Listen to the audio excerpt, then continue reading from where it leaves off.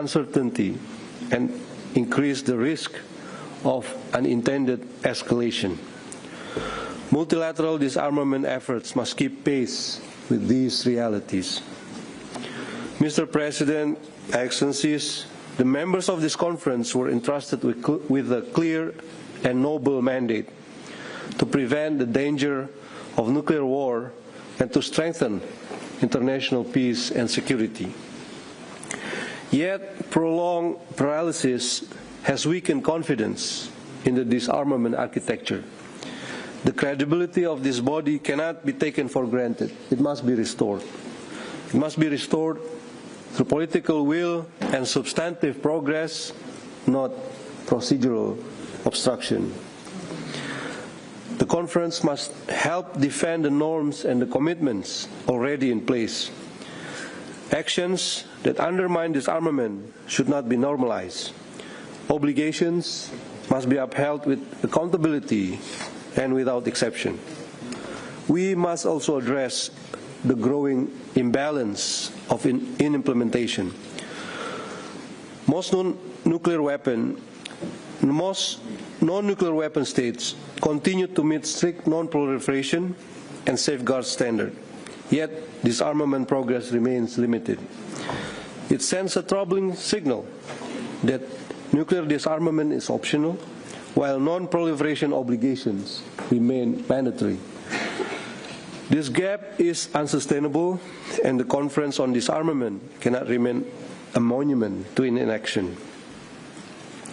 We must revive negotiations on a comprehensive nuclear weapons convention, on legally binding negative security assurances, on prevention of an arms race in outer space, and on a fissile material treaty that strengthens, not dilutes, disarmament objectives. Mr. President, President Prabowo Subianto has emphasized that Indonesia must build strength at home while contributing to peace abroad. Our national vision is clear: sovereignty, self-reliance, and active engagement in shaping a stable international order. For Indonesia, national resilience and global stability are inseparable. We cannot pursue development in a world overshadowed by nuclear threat. Security is the foundation of prosperity.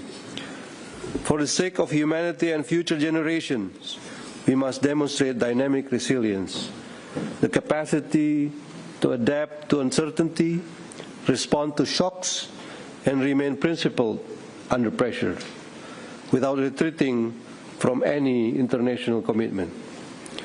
For this conference, resilience means preserving its integrity and purpose despite geopolitical tension. It means defending disarmament norms even when they are contested, ensuring that multilateralism delivers result, not just rhetoric. And the key to this resilience must be forged collectively. The same spirit should guide this conference and other relevant processes this year, including the 11th NPT Review Conference in April and the first review conference of the Treaty on the Prohibition of Nuclear Weapons in November.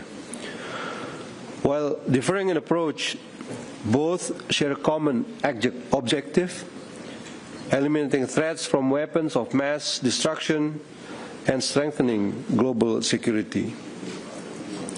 Mr. President, Excellencies, distinguished delegates, true security cannot be built through deterrence alone, but through trust, restraint, and dialogue. Disarmament is not merely a legal obligation, it is a moral and strategic imperative. In a world of accelerating uncertainty, delay carries a growing risk we cannot afford, and the fate of our future depends on the choices we make today. Indonesia stands ready to work with all delegations to restore momentum, rebuild trust, and ensure that this conference fulfills its mandates. I thank you. I thank His Excellency Minister for Foreign Affairs of the Republic of Indonesia for his statement. And now I give the floor to the Honorable Dr. Christopher Yeo, Assistant Secretary for Arms Control and Non-Proliferation for the United States of America. You have the floor, sir.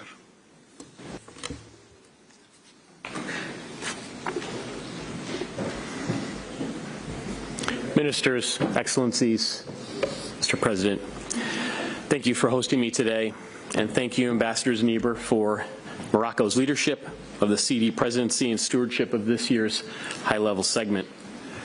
A few weeks ago, U.S. Undersecretary for Arms Control and International Security Thomas Donano visited the CD to deliver a very important message on a topic that has been at the top of mind for many. What is next for nuclear arms control? As Undersecretary Donano stated, we have now shifted into a new era of nuclear arms control, one that actually addresses the realities of our current security environment. New START expired on February 5th, 2026. Signed nearly 16 years ago, its numerical limits on warheads and launchers were no longer relevant by the time of its expiration. For one, Russia violated the treaty from 2022 through to the treaty's end and stopped implementing the treaty in 2023. And Russia likely exceeded New START's central limits at various times over the past few years. The treaty also did not address Russia's large arsenal of non-strategic or theater nuclear weapons. This arsenal numbers up to 2,000 warheads and has been a long-time concern for the United States and our allies. Neither did New START address Russia's dangerous novel nuclear weapon systems. These include the nuclear-powered, nuclear-armed Sky